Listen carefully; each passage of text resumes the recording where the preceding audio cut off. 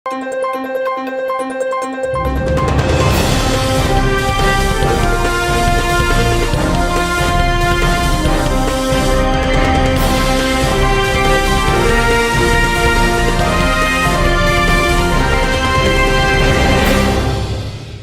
శివాబి news కు స్వాగతం. నా పేరు మహేశ్వరి. ఈనాటి వార్తల్లోని ముఖ్యాంశాలు.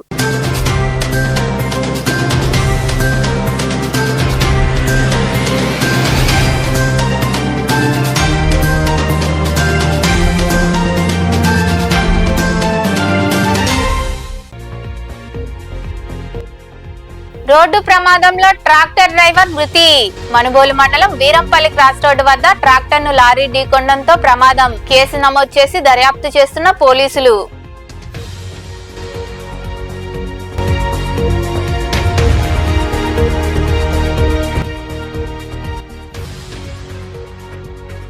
విరివిగా సేవా కార్యక్రమాలు చేపడతాం. గూడూరులోని ప్రాంతీయ ఆసుపత్రిలో పురిటి బిడ్డలకు దుస్తులు, బాలింతలకు పౌష్టికాహారం పంపిణీ చేసిన వైజేపీ లయన్స్ క్లబ్ ప్రతినిధులు.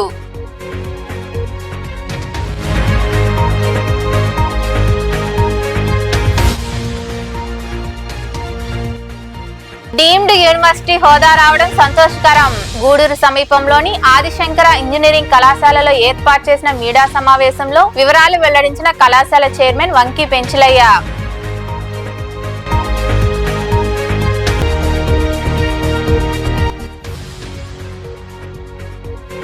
గిరిజనుల సమస్యలు పరిష్కరించరు. కోటపట్టణ సమీపంలోని దామరగుంట గిరిజన కాలనీకి దారి లేకపోవడంతో పంట పొలాల గట్ల మీదే వారి ప్రయాణం. సమస్యలు పరిష్కరించాలని కోరుతున్న గిరిజనులు. మనుబోలు మండలంలో రోడ్డు ప్రమాదం జరిగింది.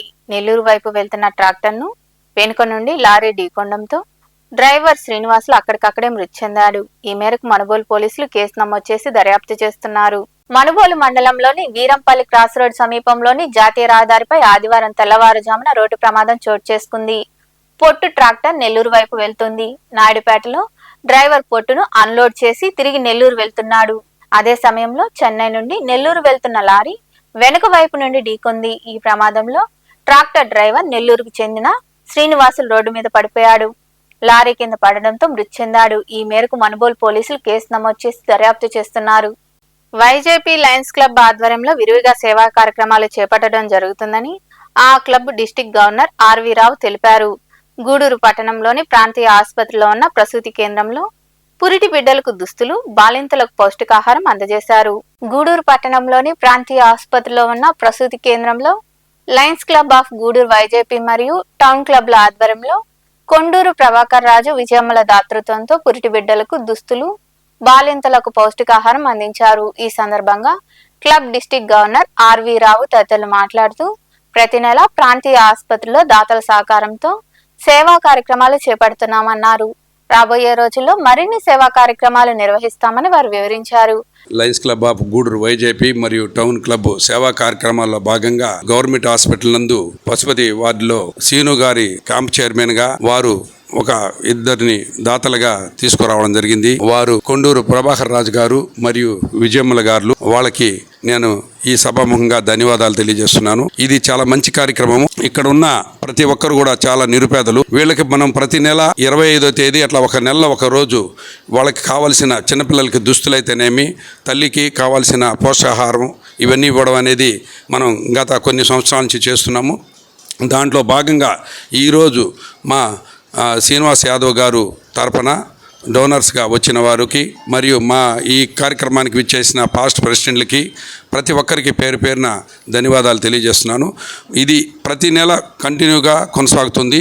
ఈ కార్యక్రమం ప్రతిసారి ఈ విధంగా జరగడానికి ముఖ్య కారకులు మొట్టమొదట మన ఎస్ఎల్ఎన్ స్వామి మురళీరాజు గారు ఈ కార్యక్రమం చేపట్టారు. మొదట్లో వైజేపీ క్లబ్ ఆధ్వర్యంలో ఈ మంచి కార్యక్రమంలో మమ్మల్ని భాగస్వాములు చేసినందుకు ప్రతి ఒక్కరికి పేరు పేరున ధన్యవాదాలు.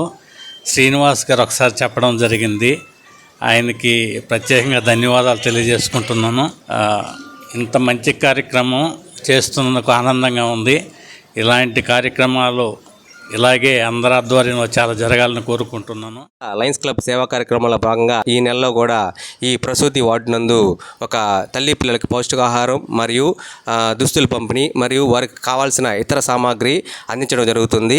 అయితే ఈ నెలలో నాకు పరిచయం అయ్యి ఒక 1 year కాలంలో వాళ్ళు నన్ను వాళ్ళ ఇంట్లో సొంత మనిషిగా భావించి నేను చెప్పిన మాట ప్రకారం నాకు ఈరోజు ఒక సర్వీస్ను అందిస్తున్న గౌరవనీయులు శ్రీ కొండూరు ప్రభాకర్ రావు సార్కి, వారి శ్రీమతి విజయ మేడం గారికి ప్రత్యేక ధన్యవాదాలు మేడం. ఇది ఏంటంటే సమాజంలో చాలా సేవా కార్యక్రమాలు చేపడుతూ ఉంటాం, కానీ గవర్నమెంట్ హాస్పిటల్లో ఒక పేద వాళ్ళకి ఇటువంటి మంచి పౌష్టికాహారం మరియు దుస్తులు పంపిణీ అనేది చాలా గొప్ప అవకాశం.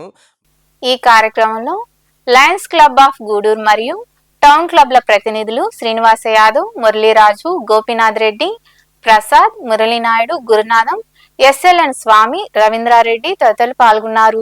కోట పట్టణానికి కోతవేటు దూరంలో ఉన్న దామరగుంట గిరిజన కాలనీలో అన్ని సమస్యలే. ఏళ్ల తరబడి ఆ కాలనీకి దారి లేదు. పాలకులు గిరిజనుల సమస్యల పట్ల చొరవ చూపినా దాఖలాలు కానరావడం లేదు. ఇకనైనా ప్రజా ప్రతినిధులు, అధికారులు స్పందించి గిరిజనుల సమస్యలు పరిష్కరించాల్సిన అవసరం ఎంతైనా ఉంది. కోటపట్టణ సమీపంలో ఉన్న దామరగుంట గిరిజన కాలనీలో సుమారు 38 కుటుంబాల వారు జీవనం సాగిస్తున్నారు. కూలి పనులకు వెళ్లి కాలం వెళ్లదీస్తున్నారు. ఆ కాలనీకి దారి లేదు. పంట పొలాల్లో కాలువగట్ల మీద వారు రాకపోకలు సాగించాల్సి వస్తుంది. విషపురుగులు కాటేసినా ఆ ప్రయాణం వారికి తప్పదు. గిరిజనులకు శ్మశాన వాటిక లేదు. 8 కిలోమీటర్ల దూరంలో ఉన్న చల్లకాలువ వద్దకు వెళ్లాలంటే శవాలను పంట పొలాల్లో తీసుకెళ్తుంటే భూస్వాములు అడ్డుకుంటున్నారని గిరిజనులు వాపోయారు. గత 70 ఏళ్లుగా ఇదే పరిస్థితి నెలకొంది.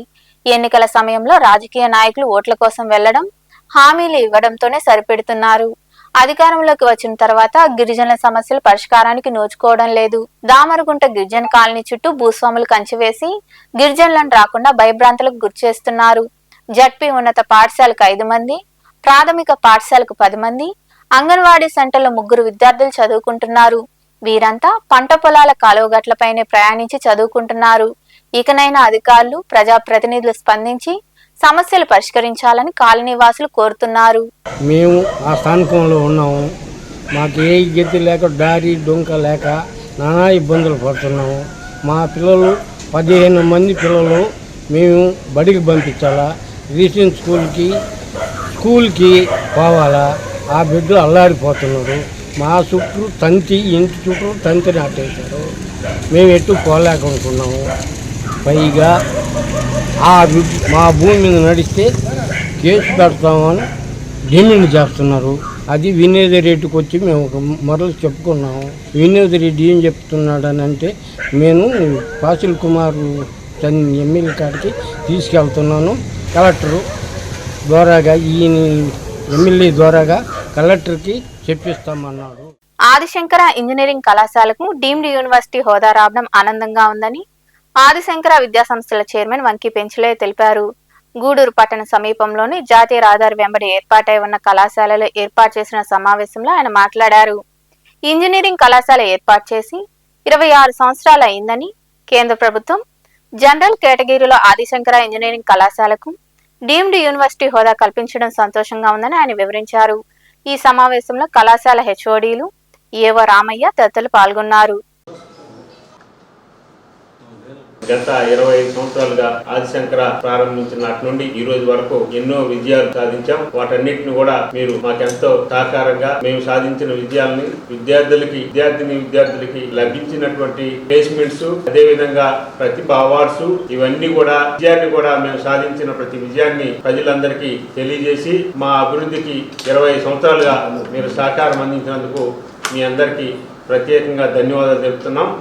ఆదిశంకర ఇంజనీరింగ్ కళాశాల 2001లో స్థాపించాం. ఆ రోజు నుండి ఈ రోజు వరకు కొన్ని వేల మంది విద్యార్థులు ఇక్కడ జాయిన్ అయ్యి, అదేవిధంగా కొన్ని వేల మంది ఉపాధి అవకాశాలు పొంది వివిధ రాష్ట్రాల్లో, వివిధ దేశాల్లో ఈరోజు జాబ్ చేస్తున్నారు. వాళ్ళందరూ కూడా ఆదిశంకర నుంచి వెళ్ళినందుకు మేము గర్వపడుతున్నాం. అదే కళాశాల స్థాయి నుండి స్టార్ట్ అయిన మా ఆదిశంకర ఈరోజు ఆదిశంకర డీమ్డ్ యూనివర్సిటీగా ఈ సంవత్సరం సెంట్రల్ గవర్నమెంట్ మొత్తం యూజీసీ కానీ, ఏఐసిటి అంతా కూడా పర్మిషన్ ఇచ్చారు. ఈ సంవత్సరం డీమ్డ్ యూనివర్సిటీగా ఆదిశంకర అడ్మిషన్స్ ఇవన్నీ కూడా డీమ్డ్ యూనివర్సిటీ నుంచి ప్రారంభమవుతాయని మీ అందరికీ తెలియజేసే దానికోసం ఈరోజు పత్రికా ముఖంగా నేను తెలియజేస్తున్నాం. ఈ సంవత్సరం మొదట్లోనే ఆదిశంకర డీమ్డ్ యూనివర్సిటీలో చేరబోయే విద్యార్థులందరికీ కూడా ఈ సంవత్సరం అడ్మిషన్స్ ఉంటాయని చెప్పి మీ అందరికీ తెలియజేస్తున్నాం. ఆదిశంకర అడ్మిషన్స్ మా విశేషాలు, మా వార్తలు ప్రజలకి, ముఖ్యంగా తల్లిదండ్రులకి, విద్యార్థులకి వాళ్ళకి అందజేయడంలో మీ యొక్క చురుకైన పాత్రకి మేము ఎప్పుడు కూడా వెళ్ళవేళ్ళ ధన్యులుగా ఉంటాము. అలాగే ఇప్పుడు ముఖ్యమైన పాయింట్ ఏంటంటే 26వ సంవత్సరం అడుగెట్టిన సంవత్సరంలో Adi Shankara college of engineering and technology ఇప్పుడు ఆదిశంకర డీమ్డ్ యూనివర్సిటీ, అది కూడా జనరల్ కేటగిరీ కింద గవర్నమెంట్ ఆఫ్ ఇండియా ఇవ్వడం అనేది ఒక ప్రత్యేకం. స్టూడెంట్స్ ఇక్కడ అడ్మిట్ అయిన వాళ్ళు 2 ఏళ్ళు ఇక్కడ చదువుకొని 2 ఏళ్ళు కావాలంటే బెంగళూరులో కూడా చదువుకోవచ్చు, లేదు ట్రాన్స్ఫర్ కావచ్చు అక్కడికి ఇక్కడికి, ఈ అవకాశం ఉంటుంది. అది ఏ యూనివర్సిటీలకి అవకాశం లేదు. జనరల్ కేటగిరీ ఒకటి. రెండోది స్టూడెంట్స్ గూడూరులో చేరినోడు 3-4 సంవత్సరాలు కావాలంటే బెంగళూరు పోయి ఆడే. రెండోది 75% మార్క్స్ అబవ్ ఉన్న విద్యార్థులకి గతంలో ఆదిశంకర 25 సంవత్సరాల ముందు స్టార్ట్ చేసిన 10% మేనేజ్మెంట్ కోటాలో ఫ్రీ సీట్స్ పూర్ మెరిటోరియస్ స్టూడెంట్స్కి ఇచ్చినాము. వాళ్ళందరూ చాలా బాగున్నారు. అందరూ మంచి మంచి ఉద్యోగాల్లో ఆర్గనైజేషన్లో ఉన్నారు. అదే రకంగా ఇప్పుడు డీమ్డ్ యూనివర్సిటీ అయినందుకు ఇక్కడ కానీ బెంగళూరు క్యాంపస్లో కానీ అడ్మిషన్ మెరిట్ స్టూడెంట్స్కి తొలి ప్రాధాన్యత ఇవ్వాలనే ఉద్దేశంతో మేము 75% అబవ్ ఉన్న మార్క్స్ ఉన్న విద్యార్థులకు అందరికీ ఫ్రీగా మేనేజ్మెంట్ కోర్సుల్లో సీట్స్ ఇవ్వడం జరుగుతుందనేది మీ పత్రిక ద్వారా విద్యార్థులకి, తల్లిదండ్రులకి చేర్చాలని చెప్పి ఉద్దేశంతో ఈరోజు ఈ ప్రెస్ మీట్ పెట్టడం జరిగింది. మీతో వాళ్ళకి తెలియజేయాలని కోరుకుంటున్నాను. మెరిట్ ఎప్పుడు ఆదిశంకర ఎంకరేజ్ చేస్తుంది. అందులో భాగంగానే ఈ స్కీము మెరిట్ స్టూడెంట్స్ పేదోళ్ళైనా కూడా మేనేజ్మెంట్ సీట్స్లో ఫ్రీగా సీట్స్ ఇస్తామని మీ ద్వారా మేము తెలియజేస్తున్నాం. జనరల్ ఆదిశంకర విద్యా సంస్థ, Adi Shankara college of engineering and technology, Adi Shankara deemed to be university under section 3 159 1956 act ప్రకారం జనరల్ కేటగిరీలో డీమ్డ్ టు బి యూనివర్సిటీగా అవతరించిందని తెలియజేస్తున్నాం. అదేవిధంగా మా విద్యా సంస్థలో మేము ఇంజనీరింగ్తో పాటు BBA, BCA, hotel management and catering technology. తిరుపతిలోని రుయా ఆసుపత్రిలో రోగులకు మెరుగైన వైద్య సేవలు అందించేందుకు చర్యలు తీసుకుంటున్నట్లు కలెక్టర్ డాక్టర్ వెంకటేశ్వర్, స్థానిక ఎమ్మెల్యే ఆర్ఎన్ శ్రీనివాసులు తెలిపారు. తిరుపతిలోని శ్రీ వెంకటేశ్వర వైద్య కళాశాల సమావేశ మందిరంలో జరిగిన సమావేశంలో వారు పాల్గొన్నారు. తిరుపతిలోని శ్రీ వెంకటేశ్వర వైద్య కళాశాల సమావేశ మందిరంలో రుయా ఆసుపత్రి అభివృద్ధి కమిటీ సమావేశం జరిగింది. ఈ సమావేశంలో collector doctor Venkateshwar, MLA RN Srinivasulu, committee ప్రతినిధులు పాల్గొని పలు అంశాలపై చర్చించారు. రుయా ఆసుపత్రి అభివృద్ధికి సంబంధించి నిధులు కేటాయించారు. మానసిక ఆరోగ్య విభాగం, కీళ్లు, ఎముకల విభాగంలోనూ డ్రైనేజీ పనుల నిమిత్తం 16 లక్షల రూపాయల నిధులు మంజూరు చేశారు. ఆసుపత్రి అంబులెన్స్ కు కొత్త డ్రైవర్ నియామకానికి అనుమతి ఇచ్చారు. క్యాన్సర్ చికిత్సకు కావాల్సిన పరికరాల కొనుగోలుకు 10 లక్షలు, డయాలిసిస్ మిషన్ కొనుగోలుకు 8 లక్షలు మంజూరు చేశారు. ఈ సమావేశంలో కార్పొరేషన్ కమిషనర్ మౌర్య, ఎస్వి వైద్య కళాశాల ప్రిన్సిపల్ డాక్టర్ రవి ప్రభు, ఆసుపత్రి సూపరింటెండెంట్ రాధా తదితరులు పాల్గొన్నారు. చేసిన మేలు ప్రజలు చెప్పుకోవాలని, ప్రజాభిప్రాయానికి అనుగుణంగా వ్యవహరించాలని ముఖ్యమంత్రి చంద్రబాబు స్పష్టం చేశారు. ఉండవల్లిలో ఏర్పాటు చేసిన పార్టీ నేతల సమావేశంలో ఆయన పాల్గొని మాట్లాడారు. నియోజకవర్గాల్లో ఎమ్మెల్యేల పనితీరు సక్రమంగా ఉండాలని ఇప్పటికే పలువురిని పిలిపించుకుని మాట్లాడానని తెలిపారు. ఏడాది క్రితం గత పాలకుల విధ్వంసంతో అంతా అయోమయంగా మారిందని, కేంద్రం నిధులను మళ్లించేశారని పేర్కొన్నారు. దేశంలో ఏ ప్రాంతీయ పార్టీకి దక్కని అవకాశాలు టీడీపీకి వచ్చాయన్నారు. కేంద్ర ప్రభుత్వాల ఏర్పాట్లు కీలకంగా వ్యవహరించామని సీఎం చంద్రబాబు పేర్కొన్నారు. ఓసారి గతాన్ని కూడా గుర్తుపెట్టుకోవాలి. తెలుగుదేశం పార్టీ ఎప్పుడు పనులు చేయక ఓడిపోలేదు.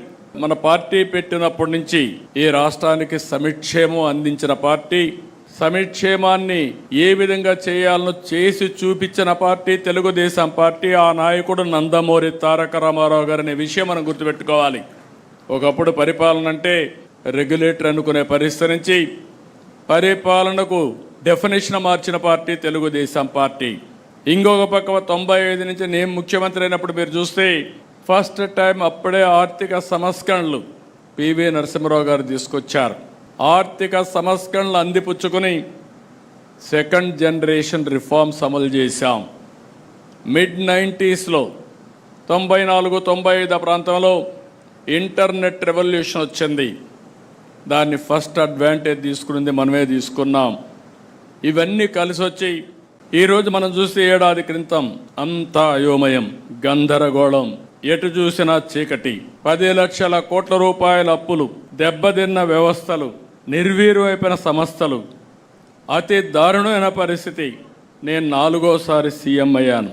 గతంలో కూడా కొన్ని ఇబ్బందులు ఉన్నాయి, కానీ ఇన్ని ఇబ్బందులు, ఇంత విధ్వంసాన్ని నా జీవితంలో ఎప్పుడూ చూడలేదు. అంటే కేంద్రం ఇచ్చే డబ్బులు సెంట్రలీ స్పాన్సర్డ్ స్కీమ్స్లో 95 ఇస్తే 95 కూడా డీఫంక్ట్ అయిపోయినాయి. ఇచ్చిన డబ్బుల్ని డైవర్ట్ చేసే పరిస్థితికి వచ్చారు. నిన్న అర్బన్ డెవలప్మెంట్ రివ్యూ చేస్తూ ఉంటే మెప్మా నిధులు కూడా కేంద్రం ఇచ్చిన డైవర్ట్ చేసి మీరు అది ఖర్చు పెట్టి యూసీ ఇవ్వండి, అప్పుడే డబ్బులు రిలీజ్ చేస్తామనే పరిస్థితికి వచ్చారు. ఇప్పటికే దగ్గర 85-86 స్కీముల్ని రివైవ్ చేశాం. దగ్గర 15,000 కోట్ల రూపాయలు వీళ్ళు ఖర్చు పెట్టి, లేకుంటే డైవర్ట్ చేసిన డబ్బుల్ని మళ్ళా ఖర్చు పెట్టి అవన్నీ కూడా మళ్ళీ ట్రాక్లో పెట్టే పరిస్థితికి వచ్చాం. ప్రజలకు ఇచ్చిన ప్రకారం నేను పదే చెప్పాను. ఈరోజు రాష్ట్రంలో మీరు ఒక్కసారి చూస్తే సరైన సమయంలో ప్రజలు కూడా సరైన నిర్ణయం తీసుకుని మనకు సహకరించారు. మొన్న ఎన్నికల్లో మీరు చూస్తే అటు కేంద్రంలో ఎన్డీఏ ప్రభుత్వం వచ్చినప్పుడు మనం క్రూషియల్గా తయారయ్యే పరిస్థితికి వచ్చాం. ఎప్పుడు కూడా తెలుగుదేశం పార్టీని మీరు గుర్తుపెట్టుకోవాలి, బ్లాక్మెయిల్ రాజకీయాలు ఎప్పుడు మనం చెయ్యం. విశ్వసనీయతకు మారుపేరుగా రాజకీయాలు చేశాం. మనకు అధికారం ముఖ్యం కాదు, రాష్ట్ర అభివృద్ధి ముఖ్యం, తెలుగు జాతి ప్రయోజనాలు ముఖ్యం, రాష్ట్ర ప్రయోజనాలే ముఖ్యంగా మనం ముందుకు పోయాం. ఈరోజు వాట్సాప్ గవర్నెన్స్ వచ్చింది. ఐటీ మంత్రి గారు వాట్సాప్ గవర్నెన్స్ తీసుకొచ్చి ఇప్పటికే దగ్గర 500 సర్వీసెస్ ఆన్లైన్లో ఇస్తున్నాం. ఆగస్టు 15 నాటికి 703 సర్వీసులు ఆన్లైన్లో పెట్టి ఎవ్వరు కూడా ఆఫీస్కి వచ్చే పని లేకుండా పూర్తిగా సర్వీస్ అన్నీ ఆన్లైన్లో ఉంటాయి. దీనివల్ల కరప్షన్ చాలా వరకు కంట్రోల్ అవుతుంది. ప్రజలకు కూడా ఎలాంటి ఇబ్బందులు లేకుండా పరిపాలన ఇచ్చే అవకాశం ఉంటుంది. ఇక్కడ మీరు ఒక్కసారి గుర్తుపెట్టుకుంటే రానున్న ఎన్నికల్లో గుంటూరు పశ్చిమ నియోజకవర్గంలో టీడీపీ కంచుకోటను బద్దలు కొట్టడమే లక్ష్యమని వైకాపా సమన్వయకర్త అంబటి రాంబాబు స్పష్టం చేశారు. సమన్వయకర్తగా ఎన్నికైన తర్వాత ఆయన తొలిసారిగా శ్రీనివాసరావుపేటలో పార్టీ నాయకులతో సమావేశం నిర్వహించారు. ఈ సందర్భంగా అంబటి రాంబాబు మాట్లాడుతూ రేపల్లెలో మొదలైన తన రాజకీయ ప్రస్థానం సత్తెనపల్లి మీదుగా గుంటూరుకు వచ్చిందని తెలిపారు. కూటమి ప్రజా వ్యతిరేక విధానాలను ప్రజల్లోకి తీసుకెళ్లాలని అంబటి రాంబాబు నాయకులు కార్యకర్తలకు వివరించారు. అది చాలా మంది అది ఈవీఎంలు మహాజన్ అంటారు, కొంతమంది మరొకటి అంటారు. ఒక భారీ ఓటమిని మనం చవి చూసాం. కేవలం 11 సీట్లు మాత్రమే గెలుచుకోవడం జరిగింది. కాబట్టి ఏది ఏమైనా ఒక విషయం మాత్రం వాస్తవం, it is a very tough seat. కారణం 3 సార్లు మనం గెలవలేదు కాబట్టి ఈ టఫ్ సీట్ని ఎలా గెలుచుకోవాలి అనేది మన టార్గెట్. అంటే మన టార్గెట్ ఏంటంటే ప్రధానంగా మీ అందరికీ నేను సవినయంగా మనవి చేయదలుచుకున్నది, మనవి చేస్తున్నది ఏమిటంటే ఈ టఫ్ సీట్ని ఖచ్చితంగా గెలవాలి అంటే ఒకే ఒక్క ఆయుధం, అది మన ఐక్యత అనేది మీరు దయచేసి మర్చిపోకండి. ఎక్కడ చీమ పూరే సందు కూడా లేకుండా ఐక్యంగా ఉన్న రోజున తెలుగుదేశం కంచుకోట అనుకుంటున్నారే, ఆ కంచుకోటని ఒక్క దెబ్బకే పగలగొట్టగలుగుతామనే విషయం. తమిళనాడు కేరళ సరిహద్దుల్లో 5 పులులు అనుమానాస్పదంగా మృతి చెందాయి. ఈ కేసును అటవీ శాఖ అధికారులు సవాల్గా తీసుకుని దర్యాప్తు చేపట్టారు. ఈ సంఘటనలో కొందరిని వారు అరెస్టు చేశారు. తమిళనాడు కేరళ సరిహద్దుల్లో 5 పులులు అనుమానాస్పదంగా మృతి చెందిన విషయం విదితమే. ఈ కేసును దర్యాప్తు చేస్తున్న అటవీ అధికారులు పులులకు విషం పెట్టి చంపారని గుర్తించారు. కర్ణాటకకు చెందిన మాధురాజు అనే వ్యక్తి తన ఆవును పులి వేటాడి చంపినందుకు ప్రతీకారంగా అక్కడే తిరిగే పులులకు విషం పెట్టినట్లు అధికారులు పేర్కొన్నారు. ఈ కేసులో విషం పెట్టి చంపిన వ్యక్తితో పాటు మరో 2 అటవీ శాఖ అధికారులు అరెస్టు చేశారు. వార్తలు ముగించే ముందు ముఖ్యాంశాలు మరోసారి.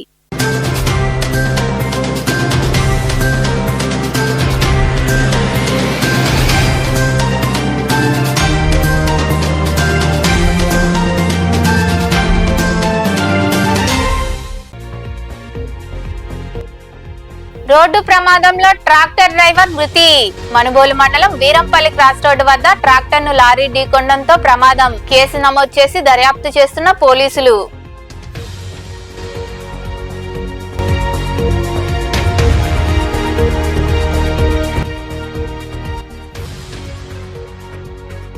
విరివిగా సేవా కార్యక్రమాలు చేపడతాం. గూడూరులోని ప్రాంతీయ ఆసుపత్రిలో పురిటి బిడ్డలకు దుస్తులు, బాలింతలకు పౌష్టికాహారం పంపిణీ చేసిన వైజేపీ లయన్స్ క్లబ్ ప్రతినిధులు.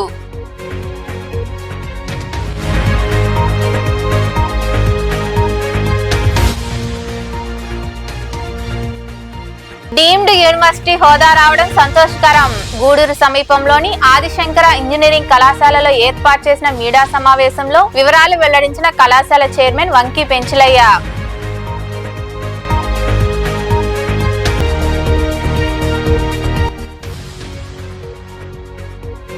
గిరిజనుల సమస్యలు పరిష్కరించరు. కోటపట్టణ సమీపంలోని దామరగుంట గిరిజన కాలనీకి దారి లేకపోవడంతో పంట పొలాల గట్ల మీదే వారి ప్రయాణం. సమస్యలు పరిష్కరించాలని కోరుతున్న గిరిజనులు. ఈ వార్తలు ఇంతటితో సమాప్తం. తిరిగి ప్రసారమై శివాబి న్యూస్ లో మళ్ళీ కలుద్దాం. అంతవరకు సెలవు. నమస్తే.